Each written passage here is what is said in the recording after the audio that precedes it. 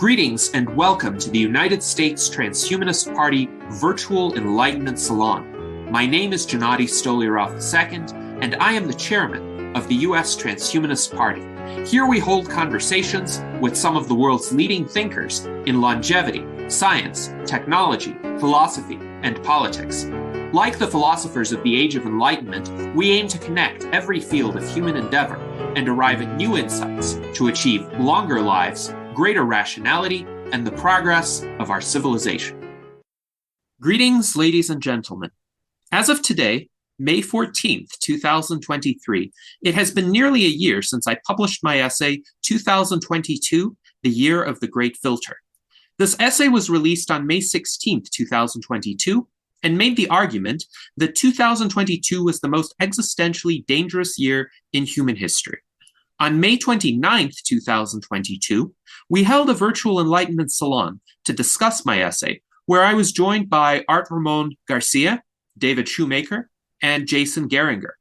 Many notable events have transpired since May of last year, and it is important to provide an updated perspective on one of the most important subjects of concern to humanity, that of the existential risk that our species currently faces.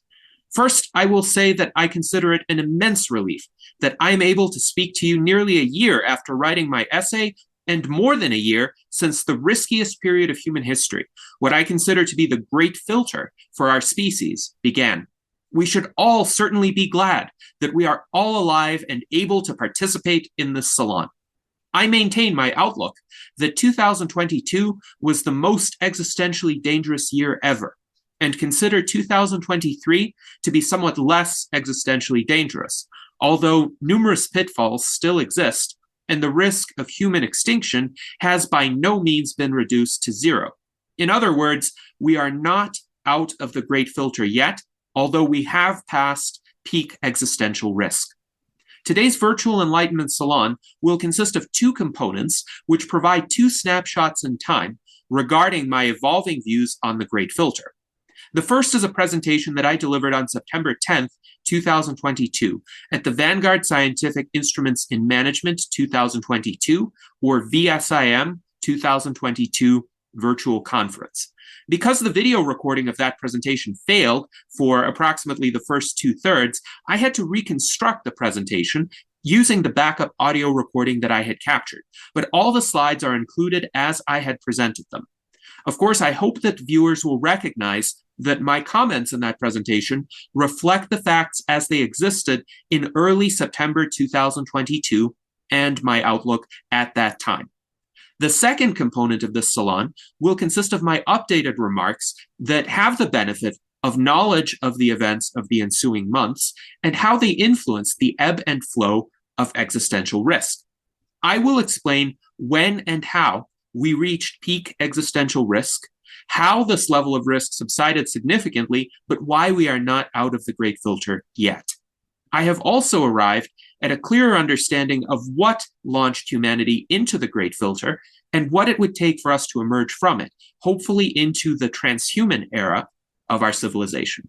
With that, let us venture back to September 10th, 2022, from my perspective at that time. Gennady Stoliarov is a permanent, regular participant in our conference for many years. I have presented him in his emploi or in his circumstances as essayist, science fiction novelist, YouTuber, poet, and composer. What is new and not registered in the annals of the conference? Two things about Gennady. One, starting from 2017, but doing quite regular, Gennady is organizing the so-called Virtual Enlightenment Salon every Sunday for several hours in very deep details. A certain topic is discussed. Very interesting persons are invited, and all these records, step by step, for all these years, especially for the recent years, are very good collection, because we today and tomorrow and the whole conference is with a special accent on education. All these records could be considered as Gennadi's contribution to the education to accumulating teaching materials in the field of transhumanism. Also, the new, relatively new, 1 year old, is the new option called Transhumanist Club, discussion club, mainly for political discussions, but not only, chaired by Gennady.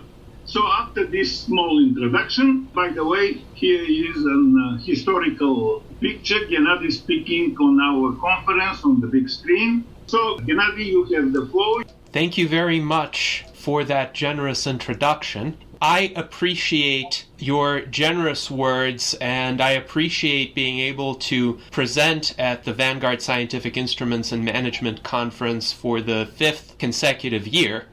This time, my presentation may be a bit less optimistic than in some of the previous years. However, I do hope that we can make some positive contribution to the situation that I am going to describe. So, the Great Filter is a concept that is relevant to the study of existential risk.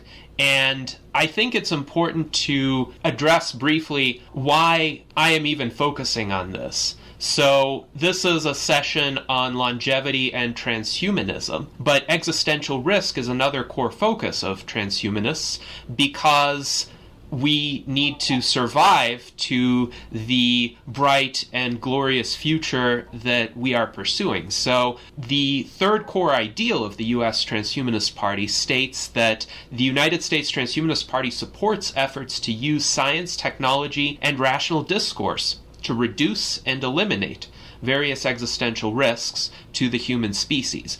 We want to live longer and better. We want to lead lives of indefinite duration and indefinite potential. But if humankind is annihilated, we will, of course, be unable to do that. So, what is the Great Filter? This is a concept that was introduced by Robin Hanson, an economist very much with transhumanist sympathies, in his 1998 paper, The Great Filter, Are We Almost Past It? And here is what he wrote. Humanity seems to have a bright future, i.e. a non-trivial chance of expanding to fill the universe with lasting life. But the fact that space near us seems dead now tells us that any given piece of dead matter faces an astronomically low chance of bringing about such a future. There thus exists a great filter between death and expanding lasting life. And humanity faces the ominous question, how far along this filter are we? And I have a bit more of a precise answer to that question than what Robin Hanson puts forth in his paper, but that's because of recent events. Robin Hanson continues to write, the most pessimistic social scenarios are scenarios like massive nuclear war or ecological disaster. Such devastating war would likely need to be prior to dispersal across the solar system unless it could destroy our sun. It seems possible, though unlikely, that only 1 in a million worlds at our stage avoids such a fate. While even this would still leave most of the Great Filter to be explained in some other way, the prospect of such a possibility is a strong motivation for studying the Great Filter. So this possibility is essentially at the forefront of many thinkers' consideration when they are studying existential risk. And my argument, which I first formulated in May of this year, is that the Great Filter is now. We are currently living through the most dangerous period of human history. I explain my reasoning for this in an essay published on May 16th, 2022, called 2022, The Year of the Great Filter. And I also held a virtual Enlightenment Salon on the subject with fellow U.S. Transhumanist Party officers David Shoemaker, Art Ramon Garcia, and Jason Geringer on May 29th, 2022. So this is an extensive discussion. If you want to know about my reasoning for this contention, please read the essay and watch the salon. But what I posit in the essay is that there has never been a more dangerous time for our species before, and there will not be again if we survive this year. And why is that?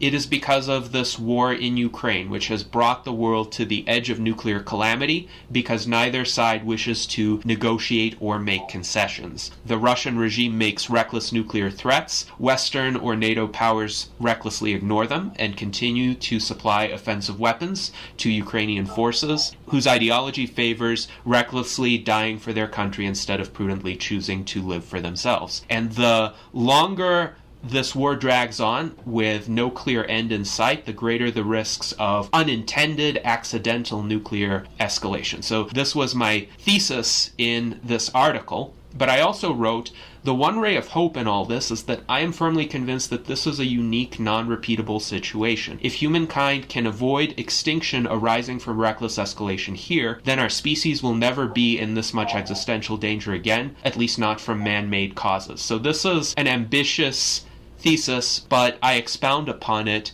in the paper. But today I want to focus on an updated view of the situation, because I discussed this at length during the first several months of the war, and we held another panel on reducing existential risk from the Russia-Ukraine conflict with such thinkers as David Pearce, Newton Lee, and David Wood, who is present with us today. And during that discussion, I estimated the probability of nuclear war to be around 10%. Obviously, this is a vague, imprecise estimate, and David Wood gave a different estimate. He said the probability is greater than 1 in 1,000, but likely less than 1 in 100. And over time, my subjective estimate of the probability evolved as well, and it both rose and fell. It peaked at around 15% on April 26, 2022, when at the now famous or infamous Ramstein Defense Conference,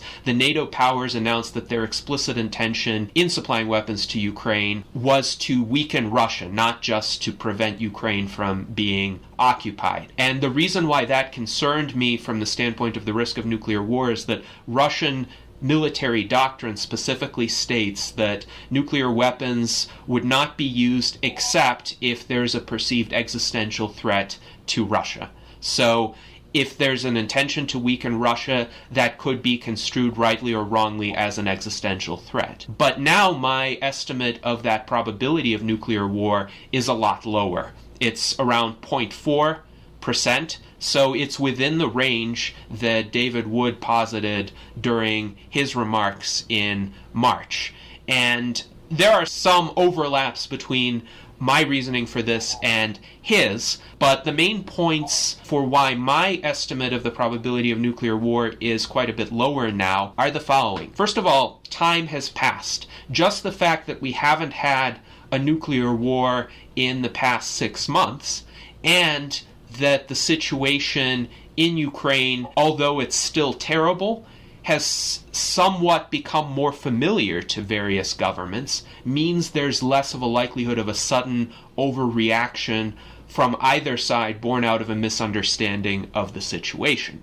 Moreover, it seems that Vladimir Putin is not completely irrational, and that was a point that David Wood also made in his remarks, that there is an element of calculation for self-preservation in what Putin is doing. And this is evident in the fact that he chose not to escalate the war on various occasions when he could have. For instance, he has not yet declared a formal war on Ukraine. He has not yet instituted mass military mobilization in Russia, even though the fervent war hawks on his side have been calling for him to do so for months. After the last major Russian territorial gain, which was the capture of the city of Lysychansk in early July, he actually called for an operational pause instead of pushing forward. And he agreed recently with the government of Ukraine to a deal that was brokered by the government of Turkey to allow the export of grain from Ukraine, which is obviously a good thing because people in many countries were on the verge of starvation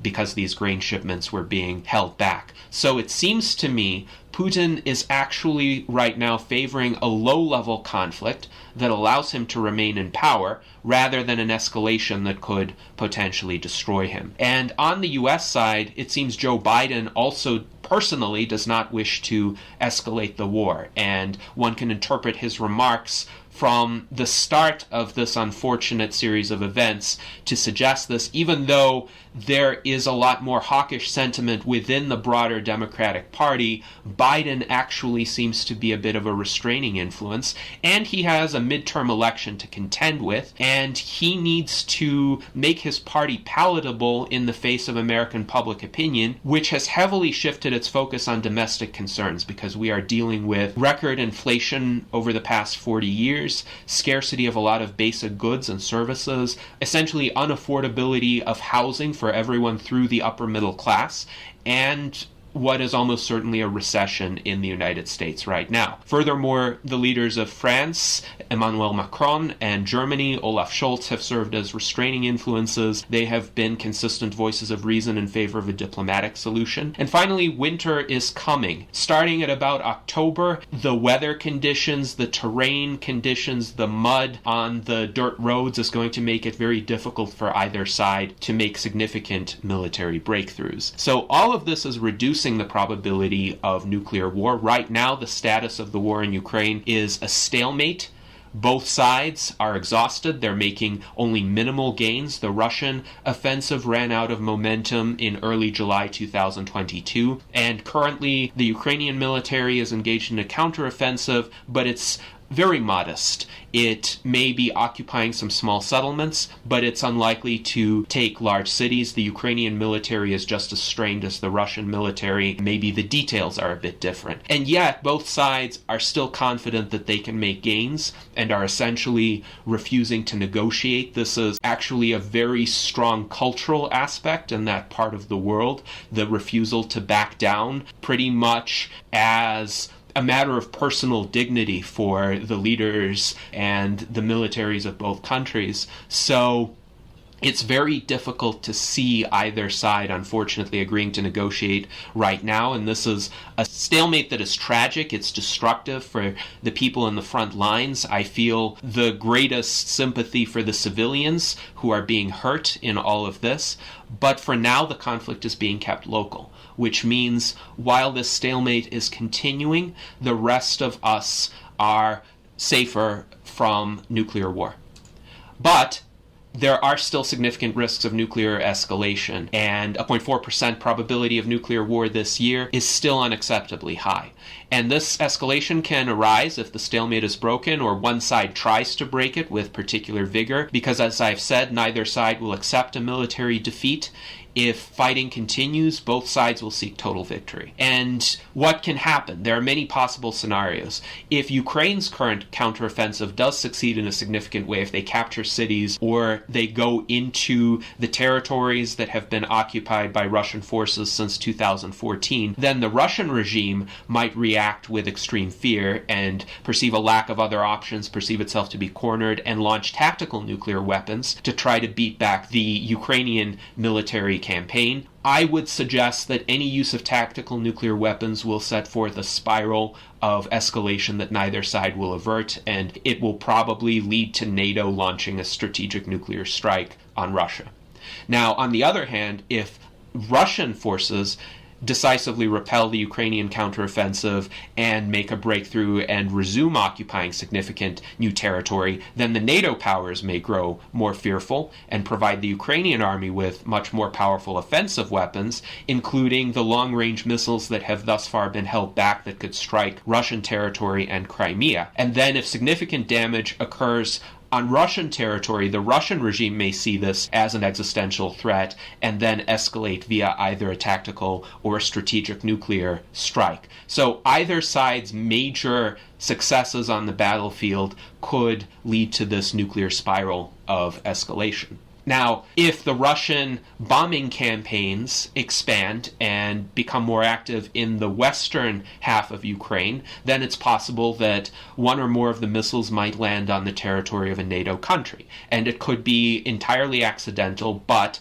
it could be interpreted as an act of aggression by the NATO countries, and then they might consider the Article 5 collective defense obligations to be triggered and enter the war, and that could lead to a chain of events culminating in nuclear war. Then there is the front with the Baltic countries to consider. So if Russian tensions with Lithuania, Latvia, or Estonia escalate, then there could be trouble. One example is a conflict over shipment of supplies to Kaliningrad, which overland would need to occur through Lithuania. And if Lithuania is overly hostile or obstructive to those shipments, then the Russian regime could overreact, take hostile action, and then the NATO countries could interpret that as an act of war and intervene.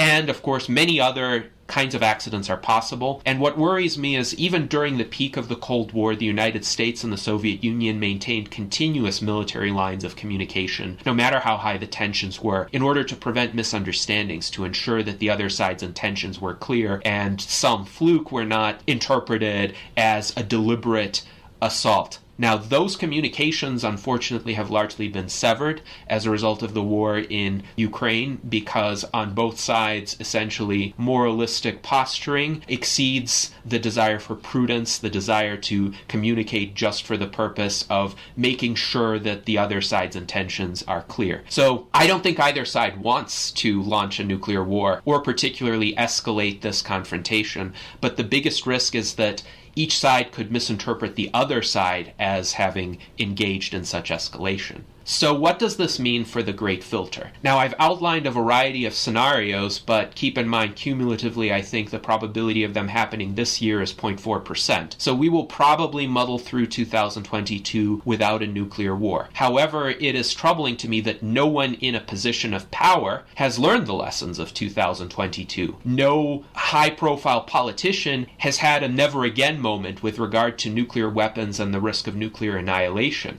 We have not had this level of risk of nuclear annihilation at any time before, including during the Cold War. And yet there is not a significant political force right now agitating for nuclear disarmament, which is really the only way to prevent these kinds of terrible accidents or misunderstandings or escalations from affecting us all. So, unfortunately, what seems to be the case is the risk factors for nuclear war will diminish for a few months, but by spring 2023, if nothing fundamental changes, if the conflict escalates once again, then these risks will be reignited. So 3 main kinds of changes could happen to prevent this. One would be a change in the Russian regime. I have written that anybody other than Putin will have a strong incentive to end this war because they are inheriting a major problem, and they would want to distance themselves from it as much as possible. And it doesn't matter what side of the political spectrum in Russia that person, that new leader, would be. Another major change could be either side becomes exhausted on the front lines. It might run out of manpower, supplies, or weaponry, and then just couldn't continue the conflict, in which case, of course, the other side would win, but then the risk of nuclear war would be averted. And then the third option, which I think is the best option, would be the position of the Western powers becomes substantially more favorable toward a diplomatic settlement, something that could end the conflict peacefully and allow both sides to save face and cease hostilities without feeling that their dignity, their pride, their major interests have been hurt in some way that's unsalvageable and unacceptable to them. So, how long is the Great Filter? I have said we are in it right now. This is the most dangerous time in human history. And on July 1st, 2022, I actually made a Facebook post essentially celebrating the fact that we have, in my view, gone halfway through it. Of course, this is approximate, and the calendar cannot be a precise guide to existential risk, but I do maintain now we're somewhat more than halfway through the Great Filter, and the midpoint was approximately July 1st, 2022. But of course, the important question is, when did it start? Did it start when the current war in Ukraine began on February 24th, 2022? Well, maybe, but the preconditions that led to that war existed much longer, many years longer. Could it have started when the COVID-19 pandemic began in November 2019? I think this is important because the pandemic led most world leaders to behave less rationally, including Putin himself. He made a terrible series of miscalculations and misunderstandings of the situation in Ukraine that were only possible because of how he isolated himself from voices of reason that could have told him otherwise. Also, the pandemic has led to episodes of collective insanity in many countries, including in the West. But again, the institutional rigidity and fragility that led to this lingering pandemic existed for much longer. So could the Great Filter have started earlier? Could it have started in 2017 when Donald Trump initiated a major nuclear buildup in the United States? And then in 2018, the Russian regime responded by unveiling the RS-28 Sarmat missile, which Putin keeps boasting about. And yet, to make that kind of buildup happen, the infrastructure had to have been created many years earlier. Could this have started during the Maidan Revolution in Ukraine and the subsequent Russian annexation of Crimea? Prior to that, Russia and Ukraine were at peace. There could have been peaceful resolutions to all tensions, and yet, even after that point, there were many options along the way, such as the two Minsk Accords, where a diplomatic solution was possible and the conflict was de-escalated for many years. So, which of these are the starting points of the Great Filter? They could have been even earlier, when Vladimir Putin returned as president of Russia in May of 2012, but he was in power, of course, continuously since 2000, despite this interregnum. Could the Great Filter have even started on August 6th, 1945, when the U.S. launched a nuclear bomb at Hiroshima? And that essentially inaugurated the era of existential threat due to nuclear weapons. Perhaps we never really emerged from the Great Filter during that time. We were just lulled into a false sense of security. But the counter-argument to that is diplomacy was able to reduce nuclear stockpiles by about sixfold on both the US and the Soviet Union and then Russian side in the 1980s and 1990s. So when will we emerge from the Great Filter? That's another question. Will it be next year? Will it be 2025 or later? If the Great Filter started with the bombing of Hiroshima, could we emerge from the Great Filter only as late as 2099, perhaps? Or is there no particular year? Do we have to absolutely abolish all nuclear weapons before this great existential danger is lifted? So these are open questions. I'd be curious, what do you think?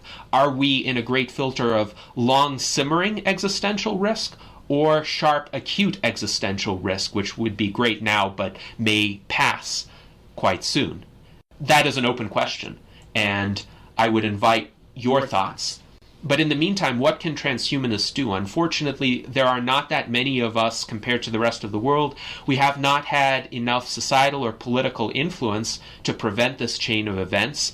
And most of today's geopolitical global dynamics are driven by ideas, currents that are the opposite of transhumanism: primitive tribalism, nationalism, or atavistic Cold War thinking. The progress of transhumanism as a movement, unfortunately, was particularly derailed by the COVID-19 pandemic, both its immediate and insidious long-term effects because of how the pandemic has lingered. The pandemic has resulted in societies being driven more by short-term considerations and techno-pessimism.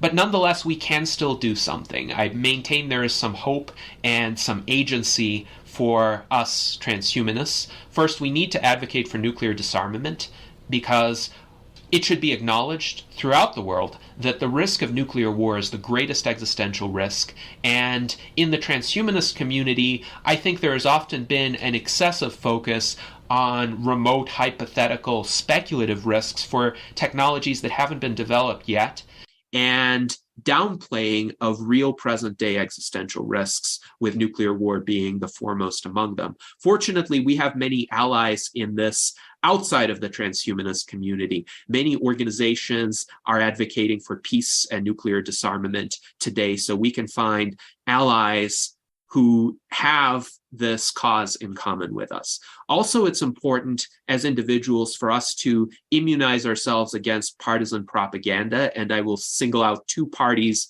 in this conflict that have engaged in particularly alarming propaganda. Those are the Democratic Party in the United States and the Conservative Party in the United Kingdom. So by identifying these, I hope I've made it clear that this is not a left-wing or a right-wing partisan analysis. This is a critique of the ruling parties, the parties who are currently in power, who have an incentive to place the populace on a war footing, as is often the case, in order to distract the population from domestic problems that are directly affecting people, like inflation, material scarcity, the unaffordability of everyday necessities. And actually, in terms of our advocacy and our rhetoric, emphasizing the everyday domestic problems as being more important for ordinary people could help de-escalate the situation by contributing to war fatigue and contributing to public pressure on politicians to focus on diplomacy to resolve this conflict, so that then the full attention can be devoted toward these domestic concerns. We also, as a movement, need to build up our internal infrastructure. We in the transhumanist community and adjacent communities have many world-class thinkers, many of whom are present here today. But organizationally, we're spread quite thin.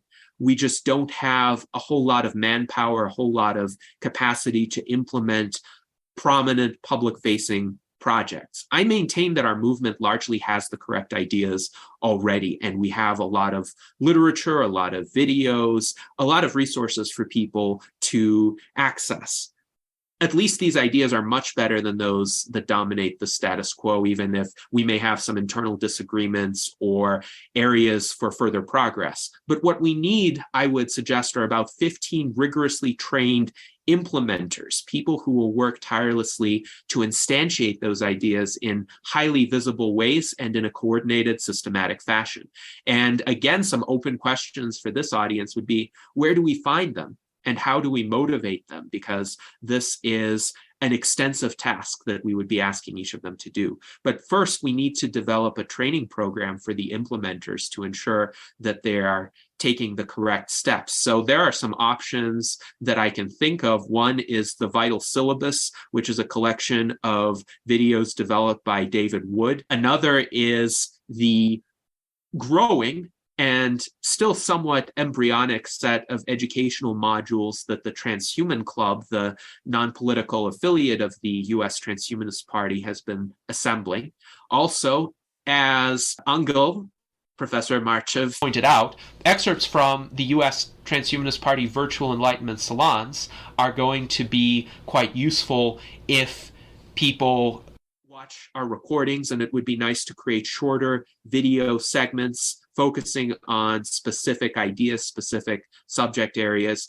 But we also need to continue engaging in broader theoretical discussions and integrate them with analyses of current events, artistic and cultural creations, roadmaps, and regular status updates on how various emerging technologies are advancing. So we need to make progress on many fronts. We need to do it fairly quickly. This is extremely ambitious, and it is an open question, once again, how soon can it be done? So my closing thought before I entertain questions is that transhumanism is still ultimately the solution to existential risk. And our movement has the ideas to lift this cloud, this potential nuclear cloud over our species, but we need to build up our transhumanist movement quickly and systematically to increase the probability of emerging from the Great Filter. And I would encourage anyone who wants to help in this task to join us to help make a difference from anywhere in the world. You can go to the Transhumanist Party website, transhumanist-party.org/membership, or you can go to the Transhuman Club website, transhuman.club, where you can sign up to be a member and take advantage of the many interesting features that we are building there. We have a forum that is specific to the Transhuman Club. We have artworks, animations. We have a gallery where you can view videos of past virtual enlightenment salons and many other customizable features of this website. So thank you very much, and I would be happy to take any questions. Can you hear me? Yes. Yeah, okay. I will have to take over a little bit the moderation right now.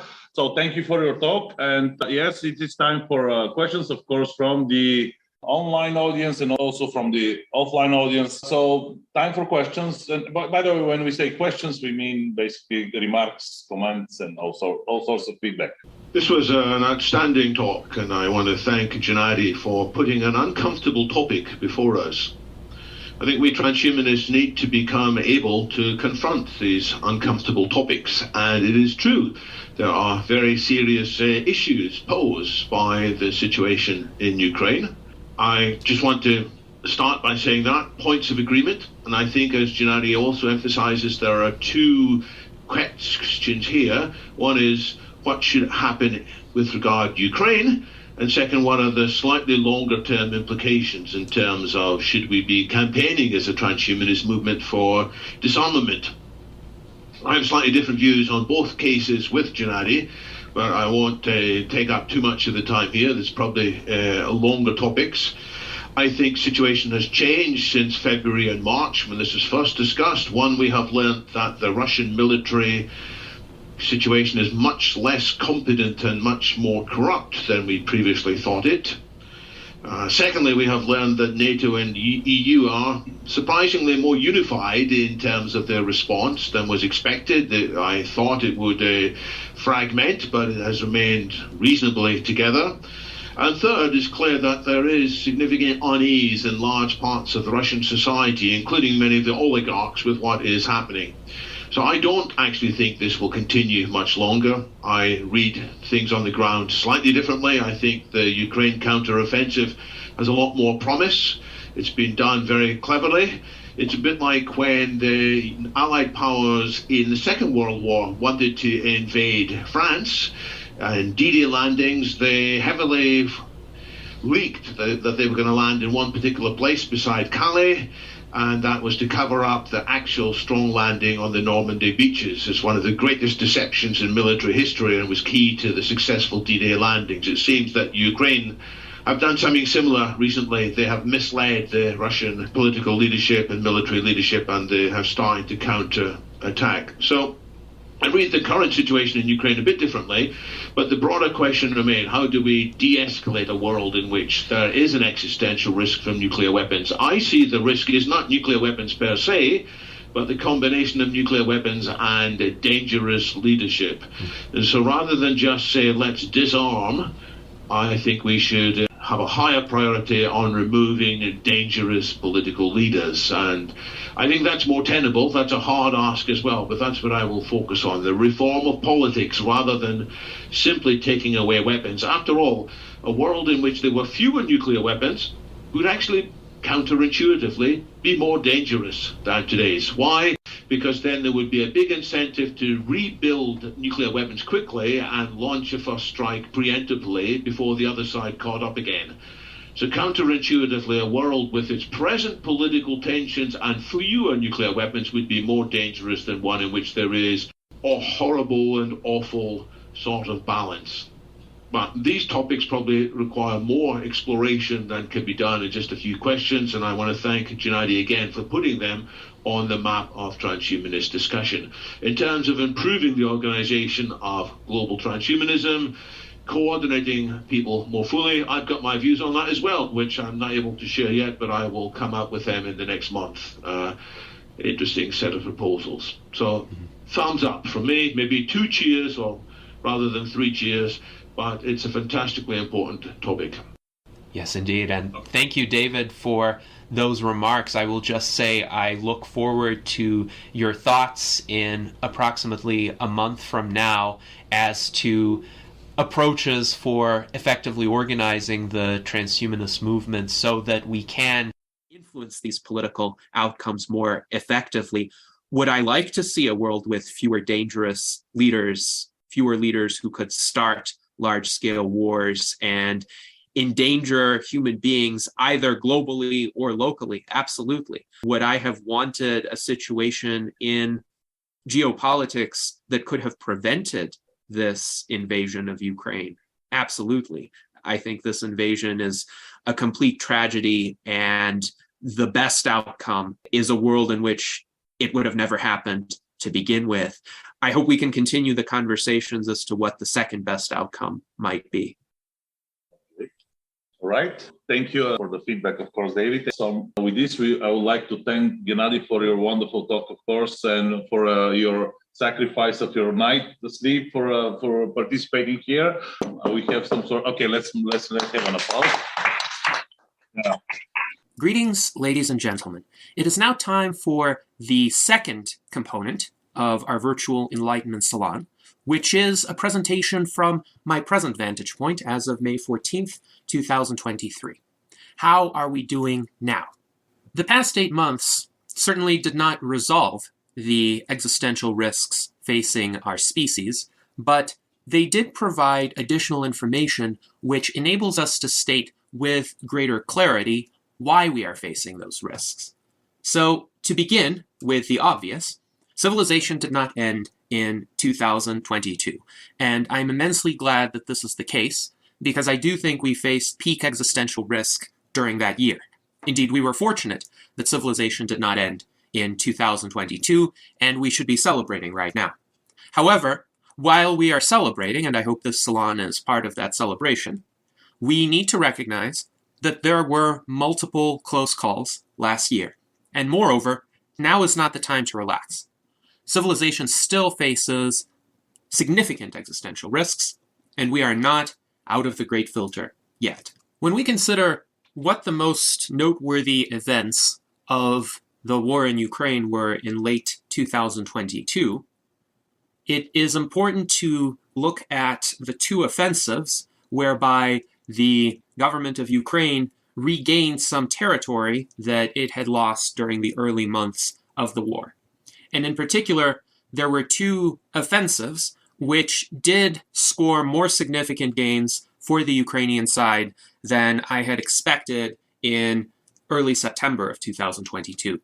The first was the northeastern Ukrainian offensive, where essentially the Ukrainian government reclaimed swaths of land east of Kharkiv.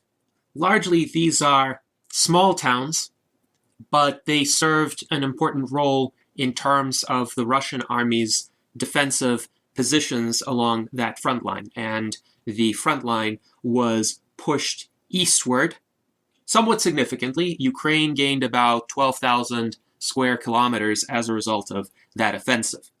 The other offensive was in the south of Ukraine, where the city of Kherson, the largest city which had been occupied by the Russian military up to that time, was recaptured by the Ukrainian military, and essentially all of the territory on the left bank of the Dnieper River was regained by the Ukrainian army. The Russian army offered a little bit of resistance, but largely elected to withdraw in order to conserve its manpower and resources and focus on the defense of the right bank of the Dnieper River, which is an easier position along which to fortify because the river creates a natural barrier. But what that meant was that Ukraine regained the largest population center that it had previously lost.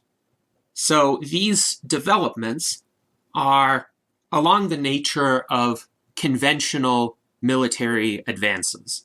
This kind of shift in the control of territories could have happened in a conventional war decades ago. It could have happened approximately this way even in the decades prior to the development of nuclear weapons. So in and of itself, these kinds of territorial gains or losses, depending on what side's perspective one looks at, are not indicative of existential risk. This is what happens in a war. Sides gain territory or they lose territory. However, the reaction of the Putin regime to these Ukrainian territorial breakthroughs, unfortunately, was yet another escalation of threats to use tactical nuclear weapons.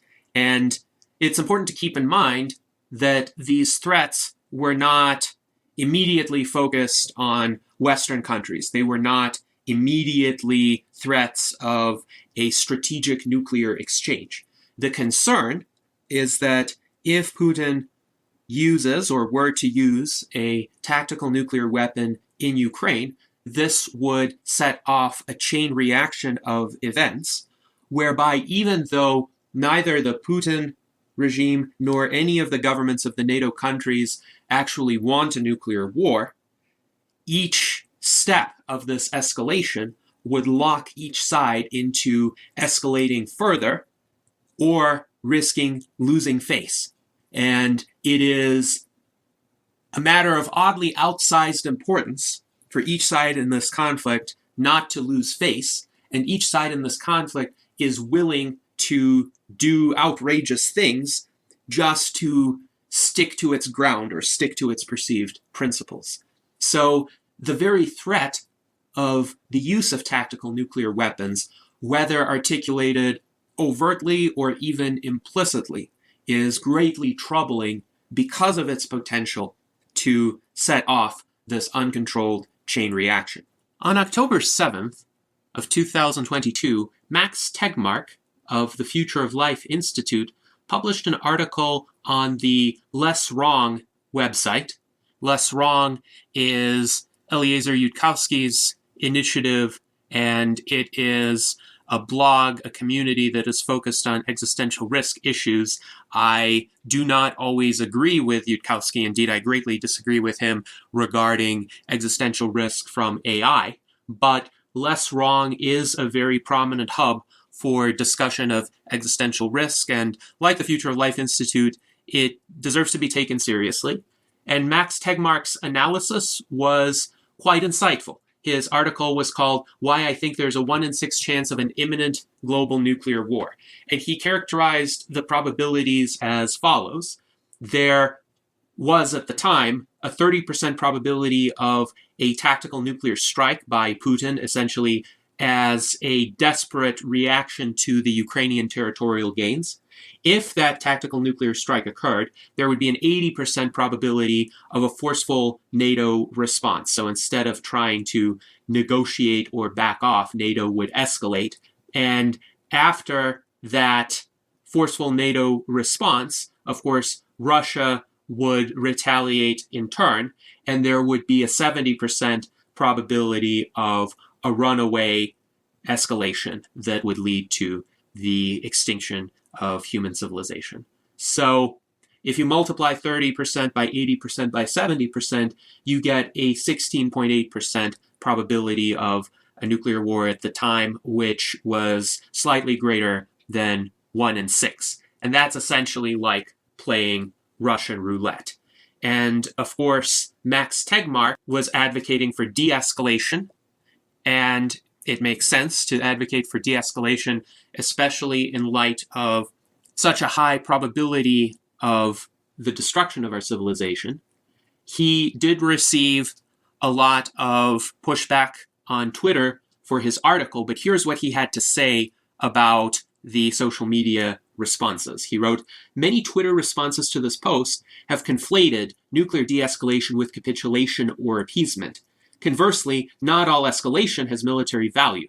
For example, goading Putin to escalate with Moscow car bombing or viral video taunts is arguably against the national security interests of Ukraine and the West. If you're generally opposed to de-escalation, I'm curious as to which of the following escalations you don't want both sides to stop. 1. Nuclear threats. 2. Atrocities. 3. Assassinations lacking military value. 4. Infrastructure attacks lacking military value, e.g. the Nord Stream sabotage, which most likely was done by the US to destroy the Nord Stream pipeline to deny Russia the economic leverage that it had previously of providing natural gas to Germany and other countries in Northern Europe. Shelling the Zaporizhia nuclear power plant, which, by the way, Russian forces were stationed in, so there would be no way they would be shelling their own military positions. It was the Ukrainian army that was shelling the nuclear power plant.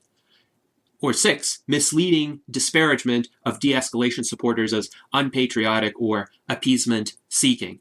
And this, of course, is a very low type of tactic in discourse. If you disagree with someone, brand them as essentially an enemy of the country, a traitor, a collaborator with the enemy. This is what the worst of wartime propaganda consisted of throughout history. And it is astonishing to me these days that people who call themselves liberal or progressive have resorted to the very same tactics that they have rightly criticized the U.S. government for engaging in during World War I and World War II, where anybody who was opposed to the military draft, for instance, was labeled a subversive, or even, say, people with Japanese ancestry who had lived in the United States for 2 or 3 generations were labeled as enemies and put into concentration camps simply because they had something in common with the enemy.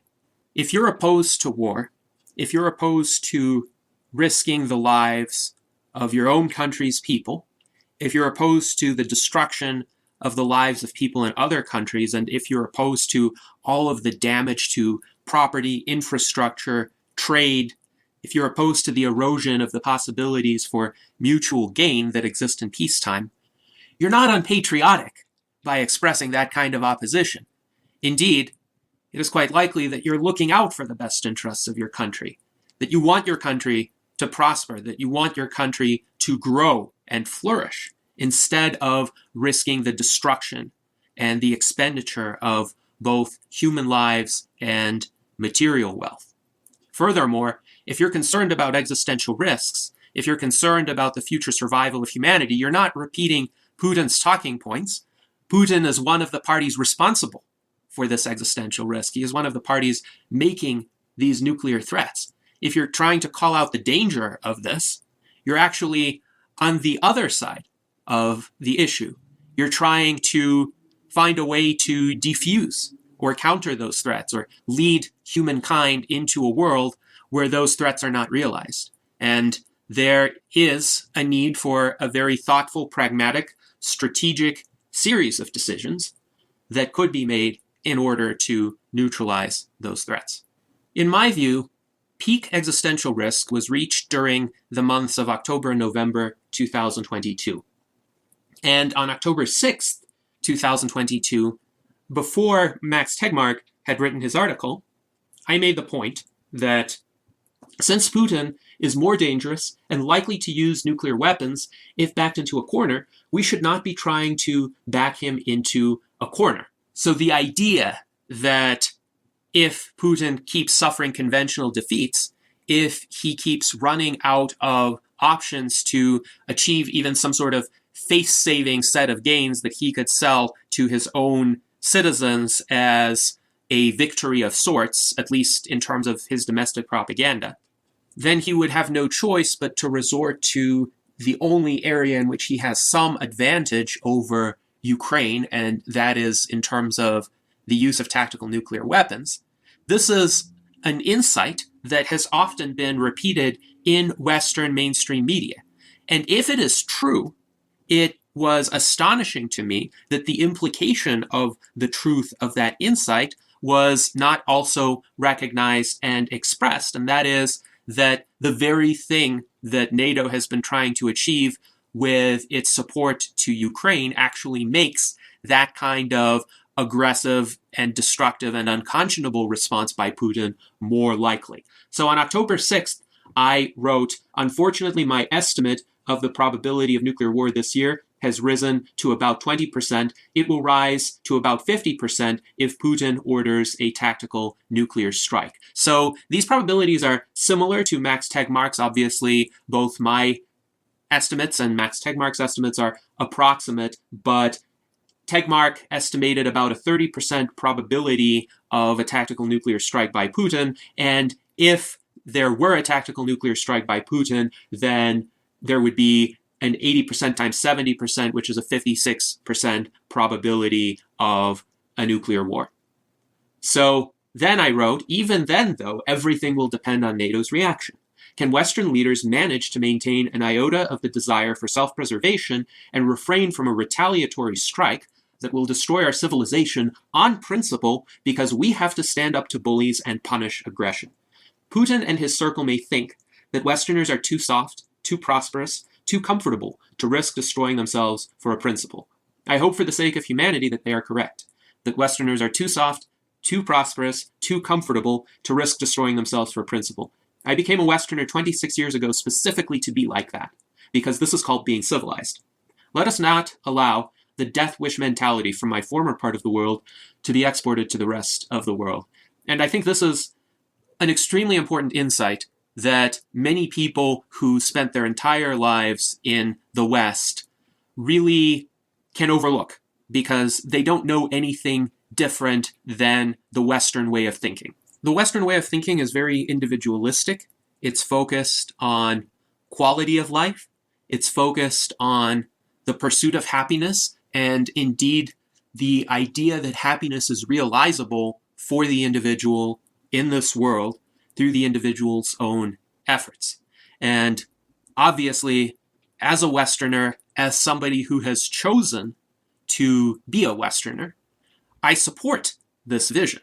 I consider it superior to the predominant vision of the part of the world which I left.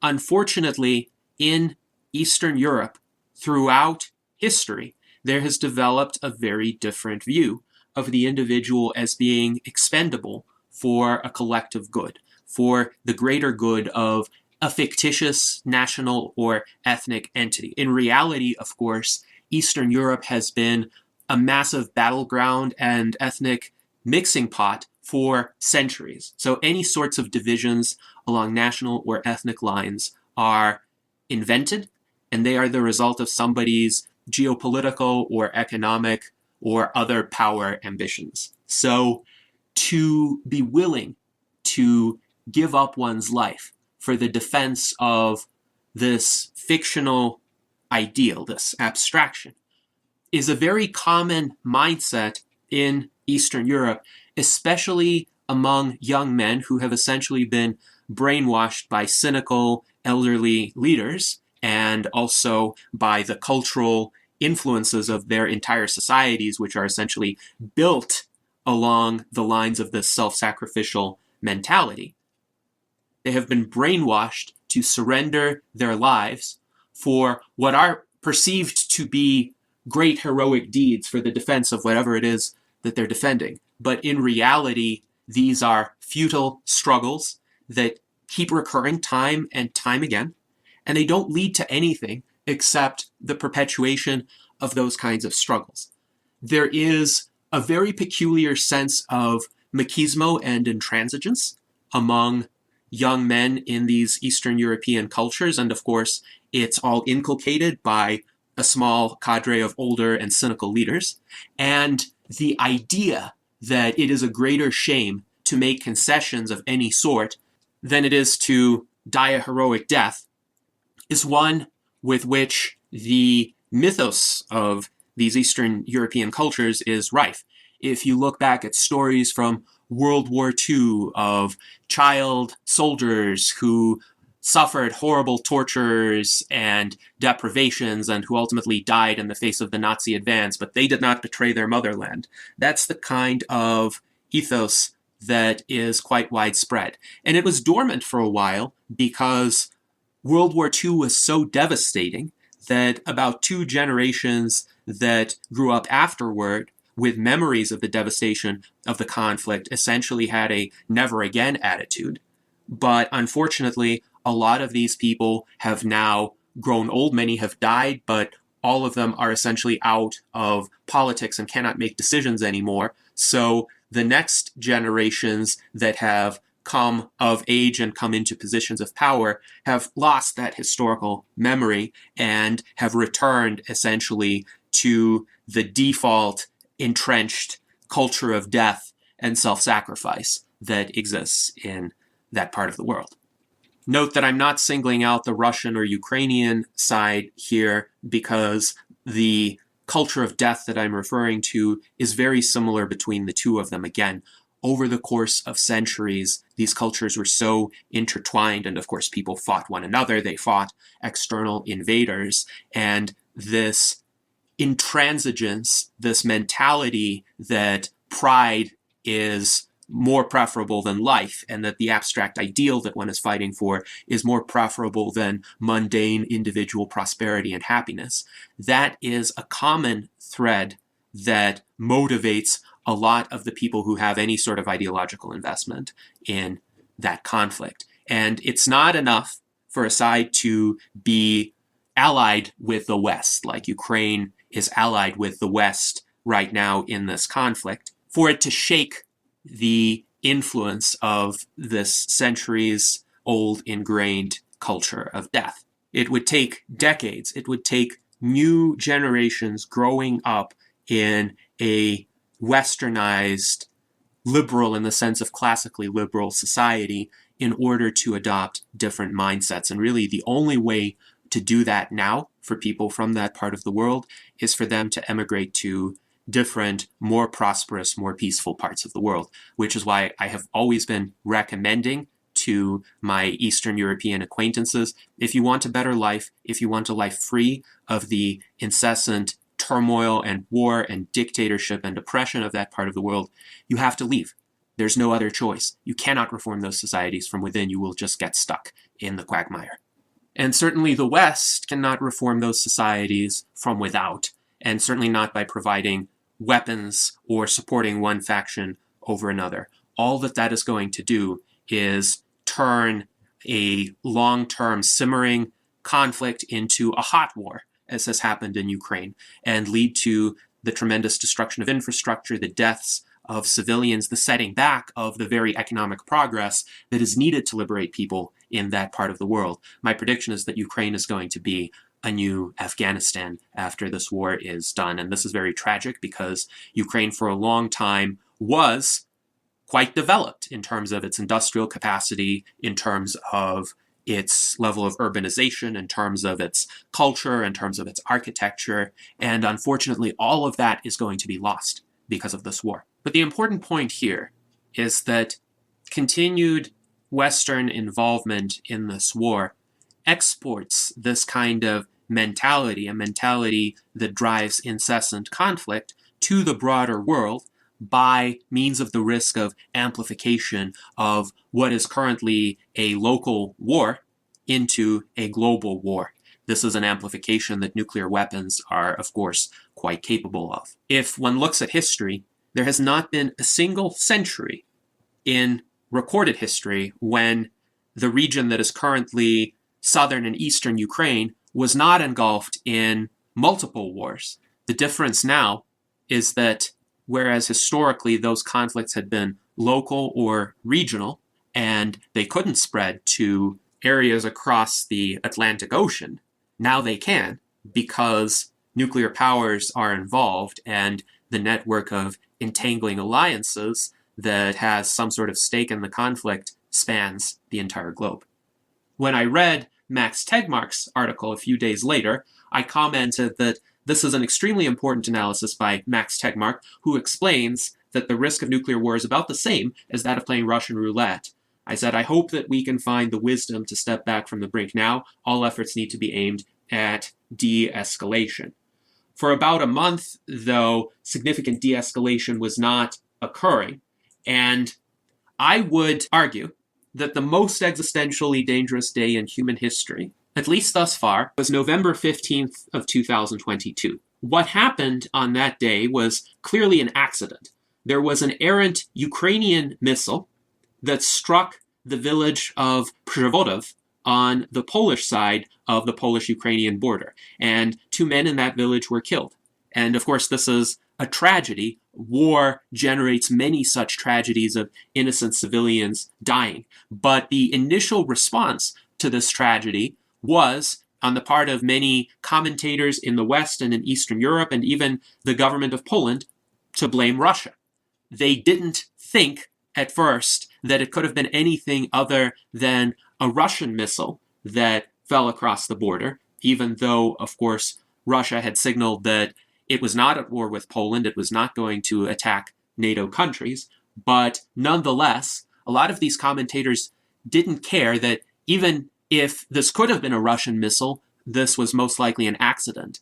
This was seen as enough of a trigger to call for activation of Article 5 of the NATO treaty and essentially try to punish Russia for this perceived transgression.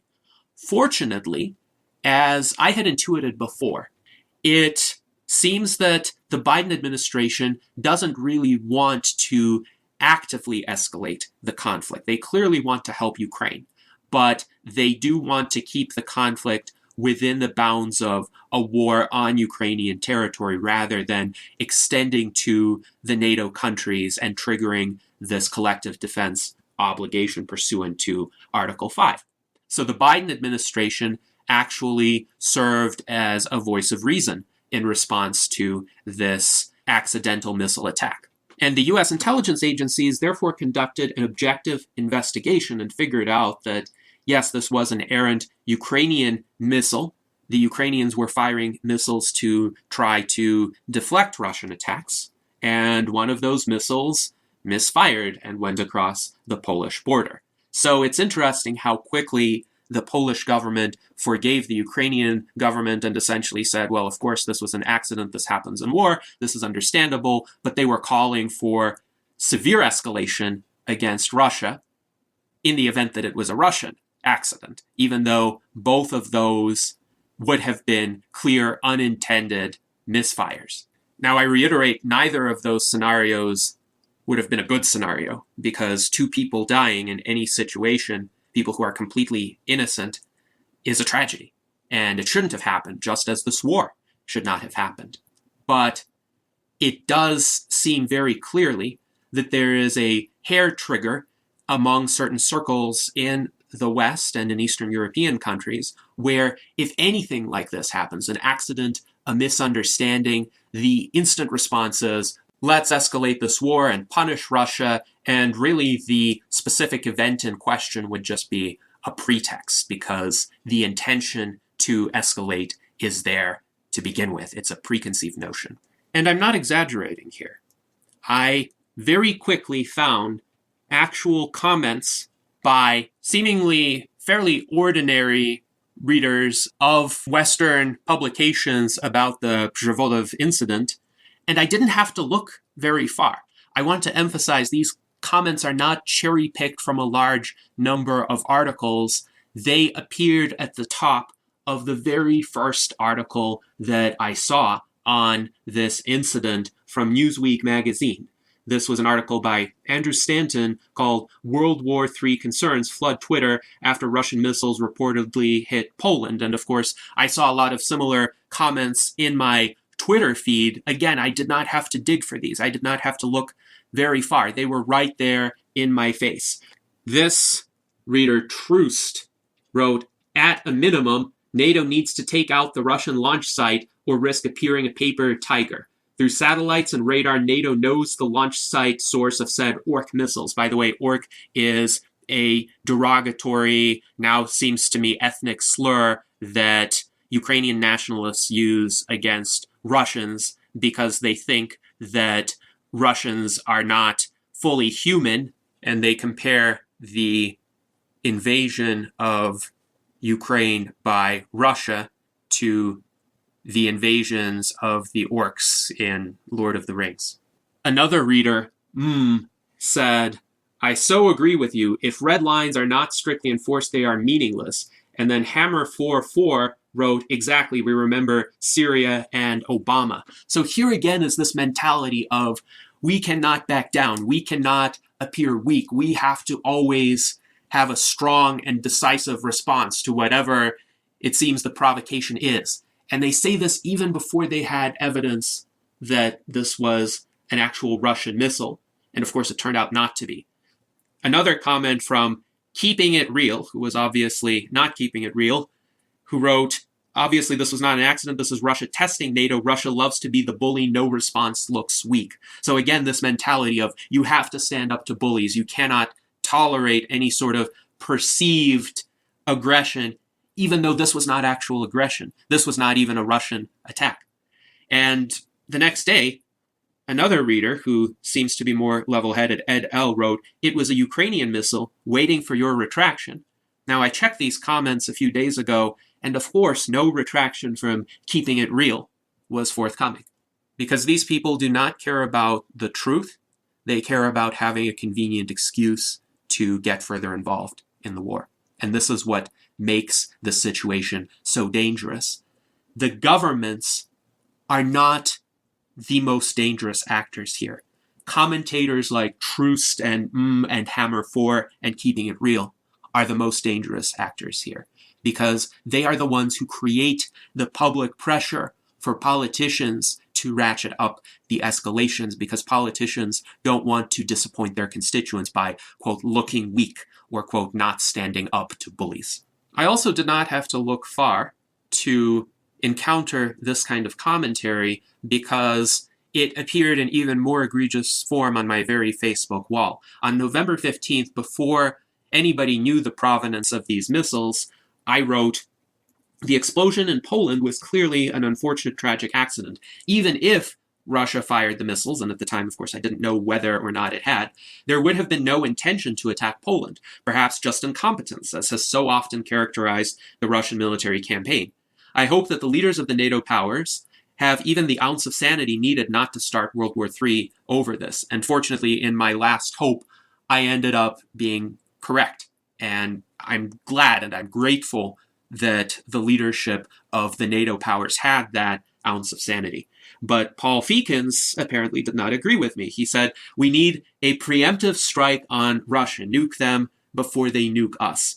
And I rarely get as angry as I did in my response to him, but I think there are times when that kind of righteous outrage is justified. So what I wrote to him was, what you wrote is absolutely insane, suicidal, and evil. He was literally calling for killing tens of millions of innocent people, including infants who did absolutely no wrong to anyone, because 2 people died from an accidental missile attack that ended up not being a Russian strike in the first place. But his response was just that Russia has become a danger to humanity, it should be destroyed. And this kind of totalistic commitment to destroying, quote, the enemy, this is the mark of every sort of fanatical, suicidal type of movement throughout history, where essentially there comes to be such an overarching obsession with the hatred of the other, the demonization and dehumanization of the other, that one would stop at no extremes to destroy the other, even if it means destroying oneself. And clearly, if Paul Feekins' recommendations had been followed, we would have all been dead. Unless you think this was an isolated situation, there was another commentator on that very Facebook thread, David Mondras. You could see by his icon that he is quite the Ukrainian patriot, and he said, "Stop being scared all the time, bro, and realize we are already in World War III, but yes, it was incompetence." So even though he agreed with the assessment that if this was a Russian strike, it would not have been an intentional strike, his view was, we're in World War III already, we might as well escalate anyway. And my response was, we will only be in World War III if warmongers from Western countries put us into World War III. Right now, there is a local conflict where the invading country is failing to win the conflict. If Western powers are smart, they will let the local conflict peter out or press for negotiated settlement on relatively favorable terms to Ukraine. And David Mondras was talking about essentially ripple effects of this conflict. He asked, Iran is local, African grain shipments are local. The faster we recognize it's not local and act as if it isn't, then the faster it would be over. And I pointed out, having international implications does not make this a world war. Any policy decision has international implications. This does not mean that all countries have been at war with each other all the time. David Mondras responded by saying that even in World War II, not all countries were at war with each other all the time. And he reiterated, whether you choose to recognize it or not, it's already a world war. My response was, I think a plausible case can be made that we are in a second Cold War, but not World War III. There is an immense difference between sanctions, blockades, propaganda, and weapons shipments, all of which were done during the first Cold War, and a hot war directly between nuclear-armed superpowers, which has never happened, and which will bring about the end of human civilization if it does. And David Mondros responded that apparently I gave way too much credit to the amount of maintenance that the Russians did on their nukes, so he thought it would be safe to risk it by testing that amount of maintenance and seeing if it was indeed sufficient. If it was, of course, we would be obliterated. So it's not a risk that I would be willing to take. And then he wrote, they have nothing else to match NATO or America, as we can see. I would say that's a reason to be more concerned about the potential retaliatory use of nuclear weapons. He then wrote, and when exactly did we openly ship billions to a Russian adversary, even Afghanistan was covert? Well, think about the Korean War. Think about the Vietnam War. Both of those were proxy wars where the United States clearly took one side and the Soviet Union at the time took another side. Or even the war in Syria, which was much more recent, when the United States supported the so-called moderate rebels against the Assad regime, even though many of those rebels ended up collaborating with ISIS and Al-Qaeda, and the Russian government supported the Assad regime. David Mondros wrote, the faster we enter, the faster the war is over, and the faster RF, the Russian Federation, falls apart. So we can clearly see his actual motive, which is to bring about the dissolution of the Russian Federation. And that really is the goal of a lot of the people who are pushing this war. It's not so much to make sure that Ukraine gets to keep its territories. It is, unfortunately, a lot broader than that. And the danger, of course, from any rational person's perspective of the Russian Federation falling apart is that we would have a lot of smaller states, each of which would have nuclear weapons, and each of which would have a lot less control over an aging and deteriorating nuclear stockpile. So the opportunities for nuclear proliferation or for one of those states going rogue would be greatly amplified as a result of the dissolution of the Russian Federation. This was actually why in the 1990s, after the Soviet Union fell apart, the United States actively encouraged the other former Soviet republics to relinquish their nuclear weapons stockpiles and either dismantle them or transfer them over to Russia, because it's a lot easier to deal with one nuclear power than with many nuclear powers, each of which would be likely to have a lot of internal turmoil and regime uncertainty. And again, I want to point out that I'm not trying to infer any motives or attribute any motives to the proponents of escalation. They are very blatant and brazen in what they say their motives are.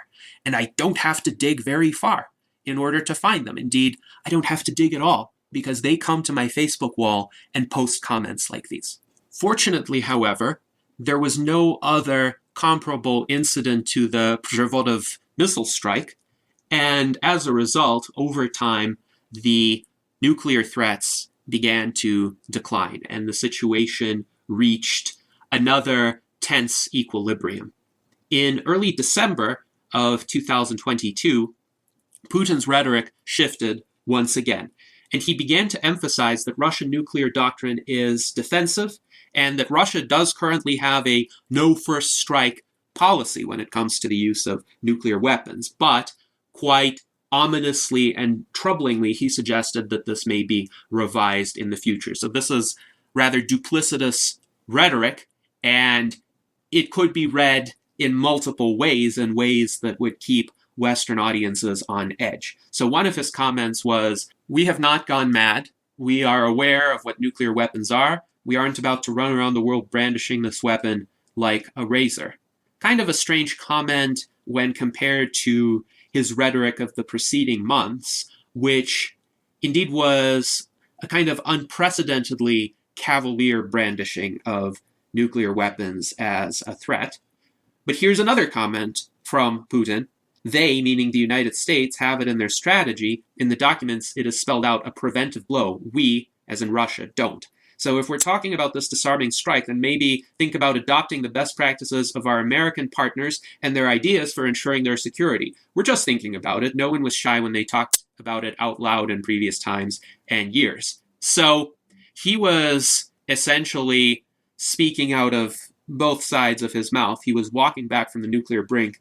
He was saying essentially, well, we're not mad enough to make these nuclear threats right now. However, in the future, we're going to reserve more options for ourselves, including a preventive nuclear strike. And I think this rhetorical point was intended as a veiled threat to keep us on edge. But there is a reason why he's able to get away with that, and why this disconcerting rhetoric has a point. The point is, the United States actually has the worst policy when it comes to the use of nuclear weapons. It is the only country in the world that explicitly reserves to itself the right to use nuclear weapons first in a preventive strike. No other country has this as part of its nuclear doctrine. Not even North Korea. China doesn't even have its nuclear weapons deployed and in a launch-ready state. So there's no way that China could launch a first strike. And there are some countries like Israel, for instance, that deny that they even have nuclear weapons. So obviously they wouldn't have an explicit position on whether or not they would use a preemptive nuclear strike. The United States is the only country that has such an explicit position in its doctrine. And this is a barbaric policy. This essentially says we reserve the right to inflict mass destruction on another country first before that country launches a nuclear attack, and sometimes even before that country launches a conventional attack. This is an aggressive policy, and it needs to be repealed, absolutely. The United States cannot legitimately or consistently put itself forward as any sort of moral example when it is the only country in the world that relegates to itself the prerogative to use mass destruction first. I think no first use would be a minimal concession to humaneness. Of course, I and the U.S. Transhumanist Party advocate complete nuclear disarmament, even unilateral nuclear disarmament if multilateral disarmament cannot be achieved. But at the very least, if you have nuclear weapons, promise not to launch them first without any sort of inkling of a nuclear strike being launched by the other side. Because right now, this first use policy, this claiming of the prerogative for a preemptive strike, is what allows Putin to claim the moral high ground. He is right that Russia's nuclear policy is less aggressive than the United States' nuclear policy. And indeed, this is why in my previous analysis of the nuclear war scenarios arising from this conflict in Ukraine, I do not rule out the possibility that NATO would launch a first strategic nuclear strike, even without Putin having launched any sort of nuclear strike, because U.S. military doctrine allows it, Russian military doctrine doesn't. This needs to change. This is unacceptable for a civilized society. How did we get from peak existential risk in October and November of 2022 to what seems to be a stabler situation right now? Unfortunately, not all of the steps in that transition were peaceful or pleasant by any means. It is just that Putin chose a different way of responding to the Ukrainian territorial gains. In particular, in October 2022, Putin's regime launched devastating airstrikes that were primarily aimed at the civilian infrastructure of Ukraine. So taking out power plants, taking out the water supply, taking out residential infrastructure. So these massive airstrikes have been devastating to the civilian population of Ukraine and to everyday life. But primarily, they were an act of desperation. It was because Putin couldn't achieve his objectives on the battlefield. Of course, initially, he wanted to capture Kiev in 3 days, and that obviously did not work out. He wanted the war to conclude as quickly as possible so that he would incur minimal enmity from the civilian population of Ukraine while still being able to replace the government of Ukraine and essentially place the country under very strong Russian influence. So failing to do that and failing to defeat the Ukrainian military in conventional battles, he sought to undermine the ability of Ukraine to wage this war. And this is more of a total war strategy than the Russian military has previously utilized. This is Putin's revenge as well. I'm sure there's no small amount of frustration at all the setbacks that have been incurred in recent months. And unfortunately, as is usual in war, innocent civilians have suffered the most from this kind of approach. And in the short term, Putin may think that he is undermining the ability of Ukraine to wage this war, but in the medium to long term, he is stoking a lot of hatred from the people who see the devastation of their cities, whose family members are killed and maimed, whose lives are turned upside down. And of course, quite understandably, these people are going to react with hatred, and they're going to have some motivation to fight back, or at least they're going to harbor some long-standing resentment. So in the long term, it is always a strategic defeat to engage in this kind of destruction.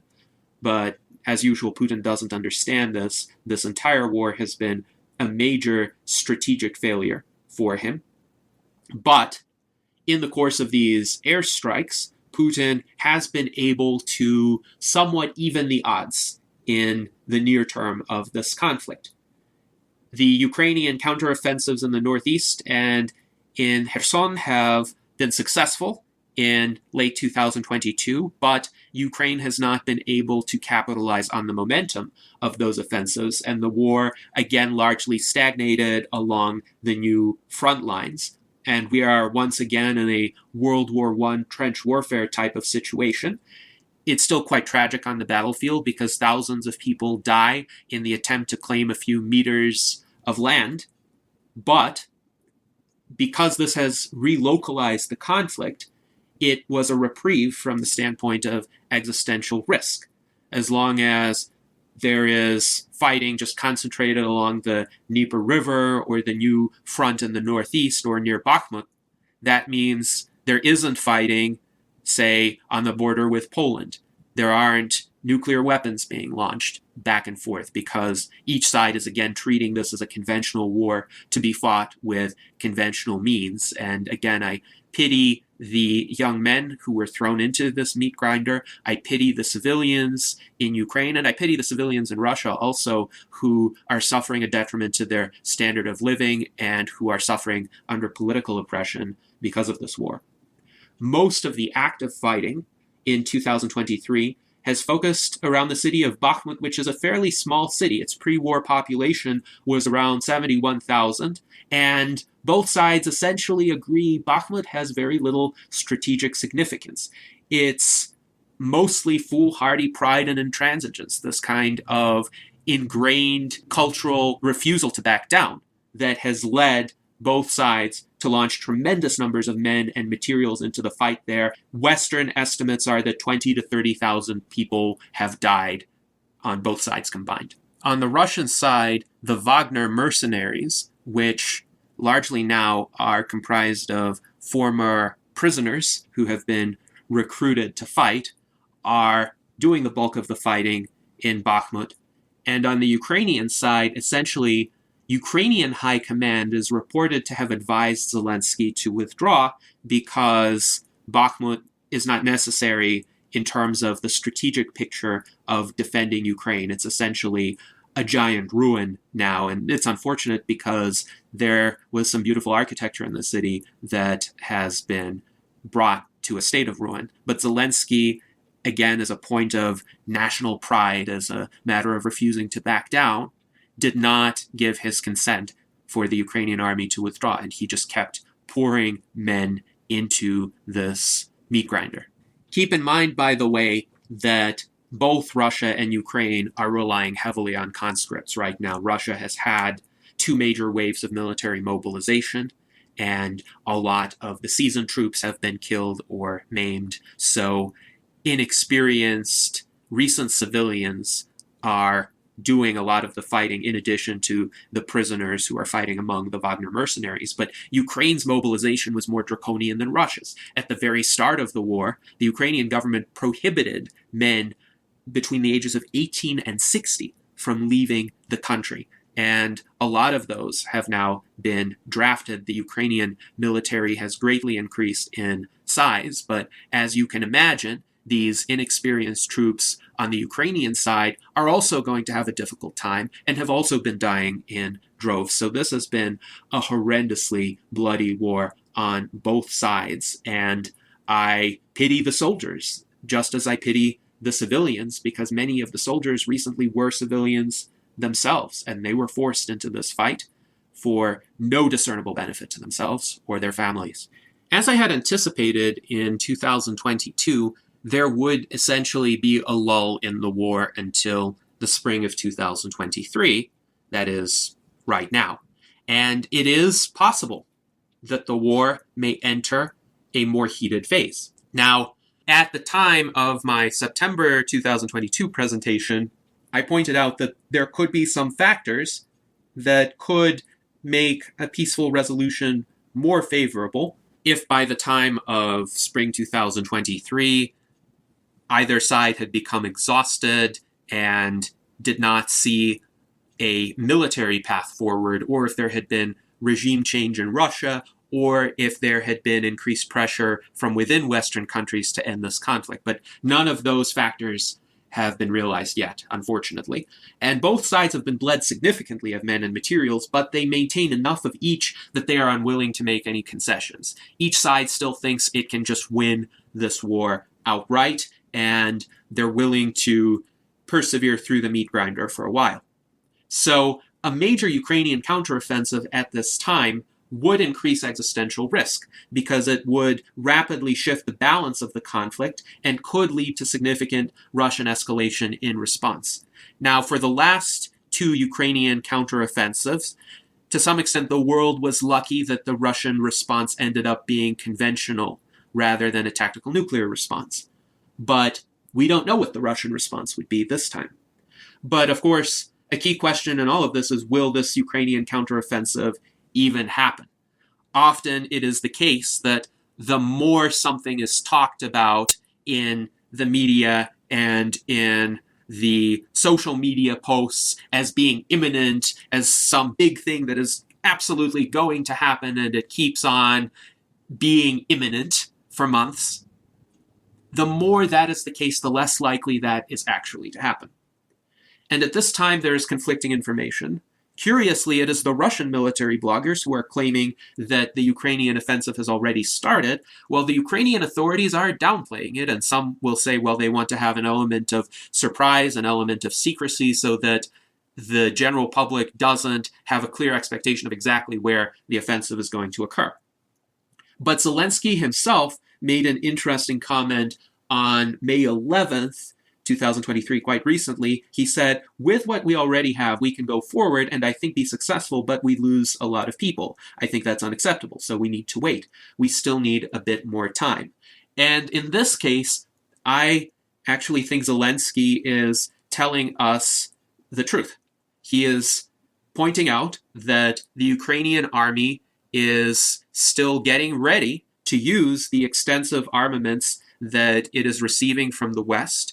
The more time passes, the more time there is for these weapons systems, the tanks, the missiles to arrive, but also there's more time to train troops in using those weapons, because those weapons are not intuitive. They're not easy. There are tens of thousands of Ukrainian troops in Western countries right now being taught to use these weapons systems.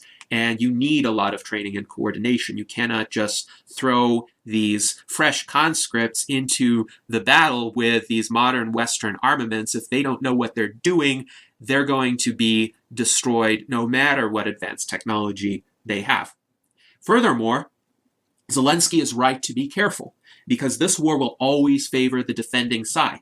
And this goes for either a Russian offensive or a Ukrainian offensive. Just as the Ukrainian army repelled most of the Russian advances, so will the Russian army repel most of the Ukrainian attacks, or at least make any advance extremely costly, especially given the Russian fortifications along most avenues of attack. And you can bet that in the past few months, the Russian military has been building up extensive fortifications. But just as a rapid counteroffensive and shifting of the balance of this war would have increased existential risk, a delay of the Ukrainian counteroffensive is good for reducing the existential risk, because a delayed, scaled down, or very slow-going Ukrainian counteroffensive means a greater likelihood that Putin will want to keep fighting the war through conventional means instead of escalating to a nuclear conflict. If it's a matter of which side will gain a few hundred meters on a particular day, well, that's a question that could be addressed by sending more men and materials to the front line and just continuing to fight in a conventional capacity. Most likely, over time, one side, or at least one side, will become exhausted. And at this point, I'm inclined to view Russian exhaustion as being more likely because the Ukrainian army is gradually turning the tide of the war in its failure. Russia has not had a gain of territory significantly outside of Bakhmut since July of 2022, and repeated failures in this war will lead to a sense of futility and demoralization among the troops. Again, many of these troops are conscripts or they're former prisoners. They don't understand what they're fighting for. They are either forced to be there, or they see this pragmatically as their best option because they think, well, this is my chance at least being nominally free rather than being in prison. Russian prison conditions are absolutely atrocious. So if they could get out of fighting this war, they would be happy. They would be happy to just go back to Russia and try to lead normal civilian lives. A negotiated peace will be more likely if the combatants on both sides conclude that the war has reached a lingering stalemate and there is no viable, purely military path toward achieving their objectives. I think it's a very dangerous mindset on the Ukrainian side right now, and it's being stoked by many commentators in the West, that Ukraine could militarily conquer back all of the territory that Russia has occupied, including Crimea, which would result in hundreds of thousands of deaths. Also, the passage of time provides some probability of regime change within Russia because Putin is most likely not in the best of health. He's probably not going to die tomorrow or next month or next year, but he is clearly not doing his best right now. And any successor to Putin is likely to try to end the war. And perhaps at some point within the next several years, Putin's own inner circle will offer him the option of a comfortable retirement somewhere within one of his palaces if he were to relinquish power. But probably it would have to be on some sort of terms that Putin could be assured that he will be remembered as a great leader with a legacy, while at the same time having to confront reality and understand that he cannot stay in power for much longer. So a soft exit for Putin, I think, is quite likely within the next few years. Unfortunately, a lot of lives and money will be wasted in the meantime unless there is pressure from the West for negotiation to happen sooner. And of course, as long as this war continues, we remain within the Great Filter. So a moderately decent outcome, though obviously not for the people who are in the midst of the fighting, would be to muddle through the next couple of years and end in some sort of negotiated settlement to this war, and in the meantime, the conflict simmers at a low level. But the major principle right now, in order to make even that moderately decent outcome happen, would be to avoid sudden escalations and reactions to sudden escalations. Anytime there is a possibility of escalation on one side, the other side has to try to tamp it down instead of fueling the fire, instead of having this positive feedback loop. The most dangerous people right now are the commentators in the West and in certain Eastern European countries where there is a long-standing history of tensions with Russia, calling for all-out escalation of the war because they think that way the war could be ended quickly with a total defeat of Russia. And we've seen some examples of those comments. You don't have to look far to find them. They will come to your Facebook wall if you become too outspoken in the minds of certain people about this conflict. But we can affect the public discourse. We should not, at this point, restrain ourselves from trying to be voices of reason, trying to be voices in favor of peace and de-escalation, because the future of humanity depends on it. Now, of course, a broader set of questions arises in terms of this revised analysis, because it's clear that the Great Filter did not start with Putin's invasion of Ukraine. The most existentially risky phase of the Great Filter began then, but the fundamental cause of humankind entering the Great Filter, in my view, was the COVID pandemic. The COVID pandemic disrupted our global civilization and people's ability to think rationally in many key ways. Most proximately, COVID led Putin to isolate himself in his bunker and to reject feedback from all except his most trusted inner circle. These were people who were feeding him a distorted picture of reality, and he thought that the invasion of Ukraine would be a cakewalk, that he would be able to, with a fairly light force, 190,000 troops is not a large invasion force for a country of 40 million people. He thought he could just occupy Kyiv in 3 days.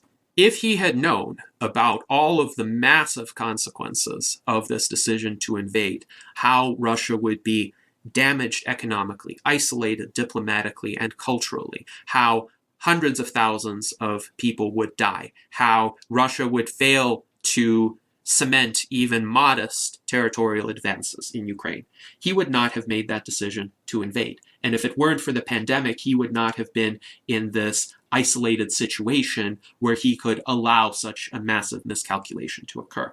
Furthermore, the pandemic created a situation where human life became devalued because of mass death all around us and blithe public acceptance of it. As has been said, the death of a single individual is a tragedy. The deaths of millions are a statistic. And it's important to note, casualties in Ukraine, while tragic and horrendous, have been an order of magnitude lower than COVID deaths in the United States alone. By official counts, at least 1.1 million people have died of COVID in the United States, and most likely that is a significant underestimate because the excess death rates continue to be elevated more generally. So if people have been desensitized to millions of people dying in their own country, of course they're going to be desensitized to hundreds of thousands of people dying halfway across the world. Disrupted supply chains were a major outcome of the pandemic, and this has led to mass shortages of goods. This has led to inflation. This has led to scarcity of labor, because a lot of people are sick, they have long-term health consequences, they have long COVID, and they're not satisfied with some of the working conditions in the midst of this pandemic.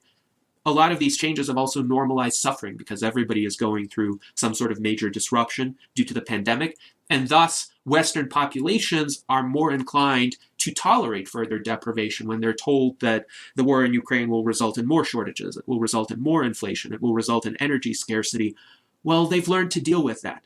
They've learned to accept that as the new normal. So there is not as much pushback against these kinds of adverse consequences. The greatest pushback against suffering happens from people who are already fairly well off. It's why the American Revolution was started by colonists who are actually objectively the most materially prosperous people in the world at that time. The more people are reduced to living on the margins of existence or struggling economically, the less likely they are to express discontent at bad policies by their leaders. COVID also fueled a lot of domestic unrest from both the left and the right. If you think of the urban riots of the summer of 2020, or you think of the January 6th attack on the US Capitol, again, an effective way to keep the population under control is to shift focus from domestic issues to foreign conflicts, to a rivalry with a perceived enemy or some entity characterized as the other, be that Russia or China. And this is a time-tested ploy by ruling elites to try to channel domestic discontent away from the failed policies of the regime and toward this external foe. Furthermore, the pandemic has entrenched zero-sum thinking because of the trade-offs involved in responding to the pandemic. It seemed with every policy choice that could be made, some people were going to suffer either in terms of harms to their health or economic harms. And so this pandemic normalized the acceptance of collateral damage from policy decisions more broadly. And hence, right now, a lot of mainstream politicians in the West really don't care that innocent civilians die from this war. They talk blithely about the very real human suffering that is inflicted, and they talk about the need to support Ukraine or stand up to bullies, but they seem to ignore all of the civilian deaths that occur, or at the very least treat those deaths as an unfortunate but necessary outcome. And the pandemic has led to major stresses for ordinary people. Every single day, there is some sort of emergency that needs to be addressed in a mundane context, which means there's less time and energy to develop long-term actions, for instance, to organize protest movements against involvement in the war. Contrast that with the Second Gulf War in the mid-2000s, when there were massive protests across the United States against the US's decision to be involved in Iraq, even though the active phase of that war concluded much more quickly than the active phase of the war in Ukraine, which is still ongoing. It is important to point out that COVID itself is not a direct existential risk. This SARS-CoV-2 virus cannot directly cause the extinction of humanity. Most people obviously survive it. Most people recover from it. But it does increase the probability of other existential risks. And the shift in probabilities along several key decision points is enough to lead to a nuclear war scenario arising that wouldn't have arisen otherwise. Indeed, were it not for COVID, the 2020s would have been an extremely hopeful decade. The dominant narrative of that decade would have been technological progress and improvements in everyday life that would have reduced the appetite for political partisanship and warmongering. Indeed, this pandemic has been extremely convenient for the ruling elite precisely because people were on the verge of tuning out the major political parties. People were on the verge of moving beyond national and geopolitical conflicts. People were on the verge of embracing a much more individualistic, technology-driven, material prosperity-driven type of outlook on life. And the immense suffering inflicted by the pandemic, the outsized role of the political response to the pandemic, essentially thrust us back into a mid-20th century mindset with regard to the role of government, political parties, and geopolitical rivalries. The COVID pandemic has a lot in common with the Antonine Plague in the Roman Empire, which began during the peak of the Roman Empire's power and prominence and prosperity around 165 CE, the early reign of the Emperor Marcus Aurelius. And it lasted until about 180 CE. Indeed, it's quite likely that Marcus Aurelius himself had died from the Antonine Plague. And since that time, the Roman Empire never quite fully recovered. The Roman Empire, of course, did not collapse overnight, but the plague undermined a lot of vital infrastructure, killed a lot of people, undermined the norms of Roman society, and all of that increase the probability that future conflicts, future crises would be more damaging than they had to be. So there is a similar possibility that COVID has set events into motion that, unless they are dramatically reversed, will lead to this sustained, gradual decline of our civilization. And that would be the best case scenario unless COVID is eradicated or rendered harmless. For instance, evolves into one of the many viruses that don't actually cause disease. Really, what we could call the Dark Ages or the early Middle Ages began around the middle of the 6th century. So if COVID remains with us, it would not be surprising if our entire global civilization entered a new Dark Age around the year 2450. But we have much nearer-term dangers to contend with.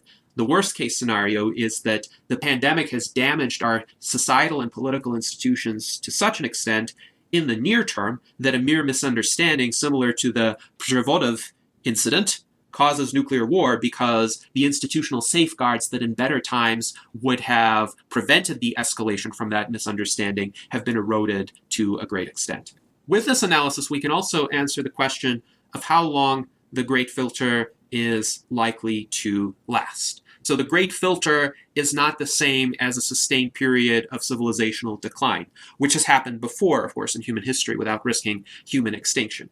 The acute period when the risk of human extinction is historically highest, I think would be much shorter. So if the COVID pandemic began in November 2019, and the midpoint of the Great Filter was in July 2022, which I still think it was, then we might be able to emerge from the Great Filter by March 2025 or so, if nothing catastrophic happens in the meantime. Again, that's not to say emerging from the Great Filter would prevent long-term civilizational decline. It would just enable enough new norms to set in that we wouldn't be faced with an imminent danger of nuclear war. But even that is not guaranteed. The following preconditions would need to be met. We need to get out of this pandemic. And the development of a universal vaccine for COVID that is robust against all variants is an important step of this. This universal vaccine wouldn't necessarily eradicate the virus because the virus could still spread among animals, but it would offer lasting protection for humans so that we don't have to fear the breakthrough infections that occur after the current vaccines. The problem is this virus mutates very rapidly, and all of the current vaccines target the spike protein of the virus, and the spike protein is the component that mutates quite rapidly. Also, a cure for long COVID is essential to prevent mass disability among previously healthy people. The most dangerous aspect of this pandemic to the long-term future of our civilization is precisely the long COVID aspect and the increased probability of contracting long COVID from repeat infections, including mild infections. So there is a very real risk that people who were previously healthy with no underlying conditions, who could have been quite productive, could catch mild cases of COVID repeatedly and therefore become disabled in a significant way and have significant cardiac health issues and other health issues arising from what feels like a common cold during the acute phase. This is what makes COVID so scary, and this is why so many people fail to appreciate the true extent of the damage done by this pandemic. Of course, a negotiated peace in Ukraine, an end to this war, is necessary to emerge from the Great Filter, as well as de-escalation of tensions between the United States and both Russia and China, because it would certainly do us no good if we managed to somehow settle the situation with Russia only to engage in similar escalatory tendencies with China a few years in the future. It would also be nice for the US to adopt a no first use policy toward nuclear weapons. I have stated before, this is a moral imperative for a country that wishes to consider itself civilized and renounce the possibility of inflicting mass civilian casualties just to satisfy some perceived geopolitical ambitions. But of course, the best scenario would be one of worldwide nuclear disarmament. That would take out the number one existential risk facing humanity today, and what I consider to be the number one existential risk in all of human history, because this is a uniquely dangerous era that we live in, where our destructive capabilities so far outpace our moral and institutional safeguards. I think it is important for all of us to keep in mind that COVID and death are our enemies, not humans from other countries, and we need to be fighting the correct war here. This is a humorous illustration that I created after the federal emergency for COVID-19 was lifted, essentially satirizing this notion that the pandemic would be over just because federal authorities declared it to be over, as if all of these coronaviruses would come out with white flags and surrender. And yet, we do need to be treating death and disease as our enemies. And all of this focus on weakening Russia and China is a distraction from that. And it only serves to amplify the power that our real enemies, death and disease, have over us. Hopefully, this discussion has brought an appreciation both of the good news of our current situation, that is, we have avoided nuclear annihilation thus far, but also the imperative of continuing to advocate for de-escalation so that we can emerge from this Great Filter. I hope that we can all keep considering these issues and discussing the geopolitical situation in the world, the crises facing humanity, because certainly the continuation of such discussions is far superior to the alternative. Let us all live long and prosper.